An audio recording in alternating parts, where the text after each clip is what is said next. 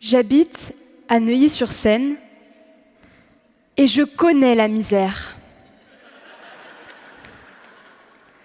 D'ailleurs, si Charles Aznavour l'avait aussi bien connue que moi, il n'aurait jamais écrit que la misère est moins pénible au soleil. Il se serait bien rendu compte qu'elle est insupportable partout. Si, comme moi, il était parti en vacances à Barcelone avec elle, il aurait même écrit que la misère est encore plus pénible au soleil. Mais je ne vous ai même pas expliqué pourquoi on a surnommé mon âme misère. C'est simplement qu'elle vient de Zère en Lavedan, dans les Hautes-Pyrénées. Sinon, elle s'appelle Clémence. Et elle passe sa vie à faire des avances à tous les garçons qu'on croise dans la rue. Est-ce que ça marche ? Non, mais elle continue, et c'est encore pire en été.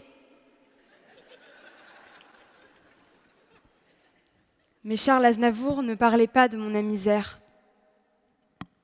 Il parlait de la misère.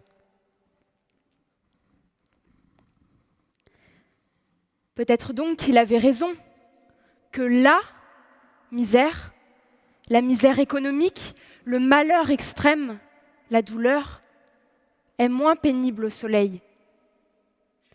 Le soleil serait donc un astre doté d'une sensibilité d'abord et de véritables pouvoirs magiques capables de faire disparaître la misère ou en tout cas de l'atténuer.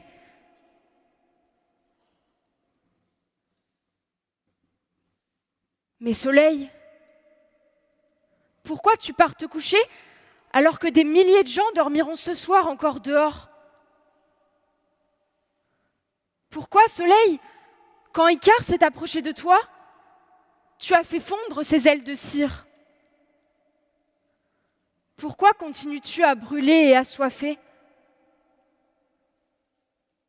Car en été, ceux qui n'ont pas la chance d'avoir un toit, qui vivent donc déjà dans la misère, sont soumis à tes caprices. Des températures insupportables, la soif difficile à oublier, les aides et les dons qui se font de moins en moins fréquents puisque c'est les vacances. Avec toi, la misère se fait encore plus pénible. Des millions de gens, 26 millions par an, sont prêts à risquer leur vie pour te fuir. Ils quittent la Syrie, le Nigeria, la Côte d'Ivoire, car tu n'as pas su apaiser leurs maux. Tu les as laissés seuls, avec la guerre, avec la pauvreté, avec l'insécurité. Donc ils partent. Ils espèrent trouver la promesse d'un futur meilleur sous le ciel gris de Londres, de Calais, de Berlin. Mais c'est vrai que sinon, tu attires. Tu attires les vacanciers qui rêvent de destinations paradisiaques et les retraités qui eux aussi peuvent vivre une forme de misère. Une misère différente. La solitude, la peur, l'incompréhension, et qui, pour la fuir, déménagent dans des régions plus ensoleillées pour profiter de la vie. Mais quand je pars en vacances dans le sud de la France et que je vois des dizaines de cars déposer des hordes de personnes âgées sur les casinos, dans les casinos de la Côte d'Azur, tout ça pour s'enfermer dans des salles sans fenêtres, je me dis que non, la solitude n'est pas moins pénible au soleil. Je crois que vous avez bien compris que Charles Aznavour ne parlait pas de mon âme misère, mais il ne parlait pas non plus du soleil. Le soleil d'Aznavour, c'est un rêve d'exotisme. Le soleil d'Aznavour, c'est le rêve qui lui permet d'échapper quelques instants à sa misère.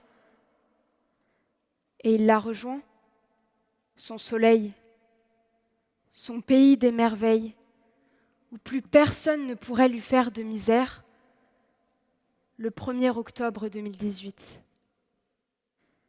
Et nous, qui avons la chance de vivre sous un toit,